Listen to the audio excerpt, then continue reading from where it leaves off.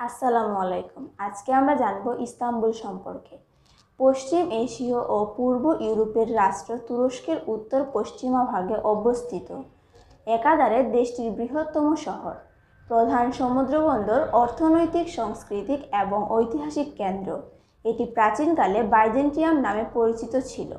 নগরীটি কৃষ্ণ সাগরের প্রবেশপথে একটি উপদ্বীপের উপরে এটি কৌশলগত অবস্থানে অবস্থিত। নগরীটি ইউরোপ ও এশীয় মহাদেশকে পৃথককারী এবং কৃষ্ণ সাগর সংযুক্তকারী সরু বসফরাস প্রণালীটির পূর্ব ও পশ্চিম অংশ জুড়ে অবস্থিত, যার জনসংখ্যার প্রায় 19 ভাগ। ইস্তাম্বুলে হচ্ছে সবচেয়ে জনবহুল ইউরোপীয় শহর এবং বিশ্বের 15তম বৃহত্তম শহর। খ্রিস্টপূর্ব 7ম শতাব্দীতে শহরটি মেঘরা থেকে আগত গ্রিক বসতি স্থাপনাকারীদের বাইজেন্টিয়াম নামে প্রতিষ্ঠিত করেছিল। 330 খ্রিস্টাব্দে রোমান সম্রাট কনস্ট্যান্ট দ্য গ্রেট এটিকে তার সাম্রাজ্যের রাজধানী করেন।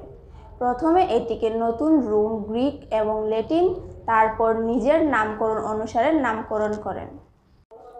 এরপর ধারাবাহিকভাবে শহরটি বিস্তৃতি লাভ করে এবং প্রভাব বৃদ্ধি পায়। সেই সাথে সিল্ক রোডের এবং ইতিহাসের অন্যতম গুরুত্বপূর্ণ শহর হয়ে ওঠে। শহরটি প্রায় 1600 বছরের বেশি সময় একাধারে রোমান, ল্যাটিন এবং শেষে অটোমান সাম্রাজ্যের রাজধানী ছিল। 1453 খ্রিস্টাব্দে কনস্টান্টিনোপল পতনের মাধ্যমে উসমান সাম্রাজ্য প্রতিষ্ঠিত হওয়ার আগ পর্যন্ত রোমান সময়ে খ্রিস্ট ধর্মের অগ্রগতিতে এই শহরটি উল্লেখযোগ্য ভূমিকা পালন করেছিল। 1923 সালে তুরস্কের স্বাধীনতা যুদ্ধের পর দেশটির রাজধানী আঙ্কারায় স্থানান্তরিত করা হয়। যদিও আঙ্কারা শহরটি তুরস্কের প্রশাসনিক রাজধানী হলেও ইস্তাম্বুল আজও দেশটির ইতিহাস, অর্থনীতি ও সংস্কৃতির মূল কেন্দ্র।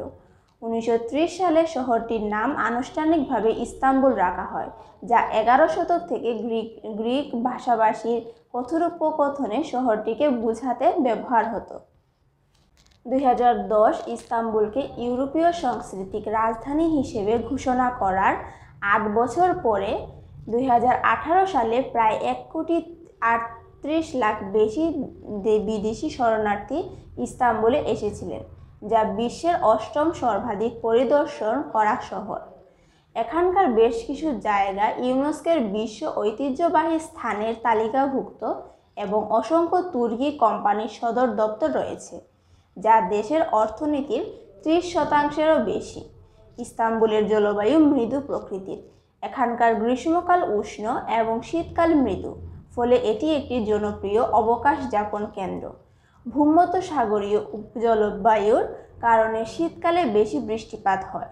শহরটি ভূমিকম্প প্রবণ এবং কিছু সংখ্যক ভূমিকম্পর কারণে শহরটি ব্যাপক ক্ষতি হয়েছে।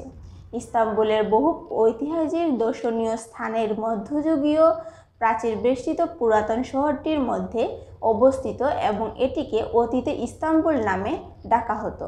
এরকম আরও কিছু ভিডিও পেতে আমাদের চ্যানেলটি সাবস্ক্রাইব করে পাশে থাকবেন। ধন্যবাদ।